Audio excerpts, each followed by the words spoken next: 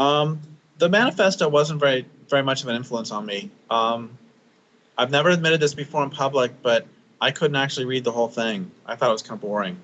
Um, there were some parts that were pretty interesting. The parts I did read, the parts I made through were pretty interesting. It's like, it makes sense. You know, it's a better example would be, you know, Daniel Quinn. People ask me all the time if Daniel Quinn influenced me, and the answer is that he didn't. Had I read Daniel Quinn when I was younger, it probably would have influenced me, but it was parallel evolution. Probably the same is true for Kaczynski. I didn't read the manifesto. When did it come out? 97 or something like that? I didn't read, I'm sorry? Okay, 98. I didn't read it until, I mean, I'd already written a language older than the words by that point. Honestly, had I read the Unabomber's Manifesto when I was 22, it would have been incredibly stunning and important to me. I would have, because I hadn't yet been able to sort of start to decolonize. And same with Daniel Quinn. Had I read it when I was 20, it would have been important to me. As it was, I didn't read Daniel Quinn till I was 35. I didn't read Kaczynski till I was 37 or something. What influenced me a lot more, another thing, well, a couple things. One is that I feel a little bit bad sometimes because I'm a revolutionary writer, really, and I've also not been able to make it all the way through Marx. And, you know, he's got some great stuff, and I've never read, oh, good God, I've never been able to make it any through Hegel. You know, a lot of these revolutionary thinkers I haven't read. I've read tons of history, but then I realized that the place where I have the really good backing or background is in the psychology of resistance. You know, I've read all of the classics there. I've read Erich Fromm's The Anatomy of Human Destructiveness. I've read a lot of Fromm's work. R.D. Laing's The Politics of Experience. A lot of phenomenology. And so what I've realized is I really come at this from sort of a personal perspective. And it doesn't really matter. It's like a friend of mine says that a lot of environmentalists begin by wanting to protect a specific piece of ground, and they end up questioning the foundations of Western civilization. Because once you start asking the questions, why are they destroying this piece of ground, you end up there. And it's the same with a lot of women. You know, it's like if women ask, or allies of women ask, why are women, why do so many men within a patriarchy rape so many women, and why don't we talk about that? If you start asking that question, you end up at the foundations of patriarchy. And for me, in many ways, it began when I was a kid with, I grew up in the country, and there was a subdivision went in when I was 7 or 8, a subdivision went in right next door and destroyed all the homes of all these wild birds and snakes and insects. And I remember thinking as a kid that this can't go on forever. If you keep building, eventually you run out of space. So even when I was 7 or 8, I recognized you can't have infinite growth on a finite planet.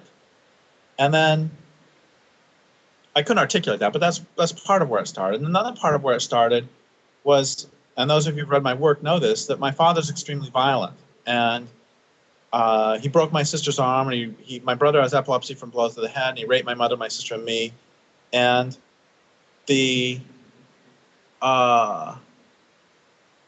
and I knew, even as a kid, that this is crazy. If his behavior isn't making him happy, why is he doing it?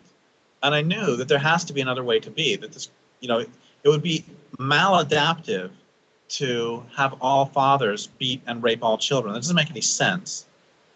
And so that's where some of the questioning started. And then when I was in high school and college, I was really unhappy in science, and I was asking a lot of my fellow students if they were happy, and they were unhappy too. And I started asking people if they liked their jobs. About 90% say no. I started thinking, what does it mean when the vast majority of people spend the vast majority of their waking hours doing things they don't want to do? And it's crazy, you know, when 90% of people are doing what they don't want to do. So I started thinking the wage economy is a really stupid way to live. And people were compensating. I'd ask my fellow students, well, aren't you going to hate your job? And they said, yeah, but I'm going to buy a really nice car. I'm going to take a vacation in Bermuda and all this stuff. And that didn't make any sense to me. You know, you only get one chance of a life that we know. So why would you do something you don't want to do for the majority of your time? And so that was really the third place for me, as I started questioning the wage economy. And once again, if you question the wage economy, once the questions start, that leads you to capitalism, that leads you to question capitalism, which leads you to question unfair power relationships, which leads you to question civilization. And so really that's where my questioning started, was with seeing land destroyed, even as a kid, and with my father's violence brought the patriarchy picture in, and the psychology picture too. And then the wage economy led me to capitalism. And so that's really where my stuff started. Then so far as books, you know, when I was in my, if I would have read my books when I was in high school, I would have hated them. And then if I would have read them in college, they would have disturbed me. If I would have read them when I was 23 or 24, I would have loved them. And then in my late 20s, I was very, very unhappy in my 20s because I knew this culture isn't working. There's a great line by Joseph Campbell where he talks about how if the symbols and signs of a culture work for you, then you have a path of meaning set out for you.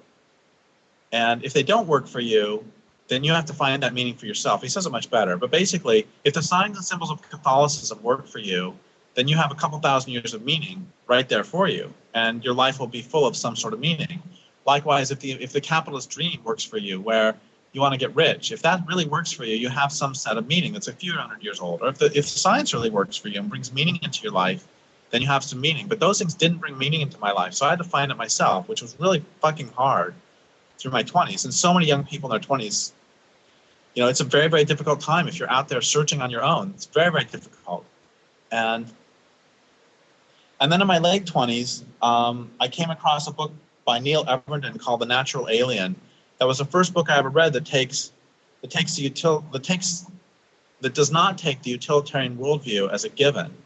And there's a great bit in there where he says, what do you do if you give some impassioned defense of the existence of some creature, and when you're done giving this defense, then the person you were giving it to says, well, that's all fine about you want that creature to exist, but what good are they?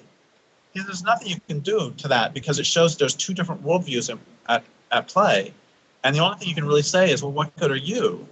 Not to insult them, but instead to show the stupidity of the utilitarian worldview.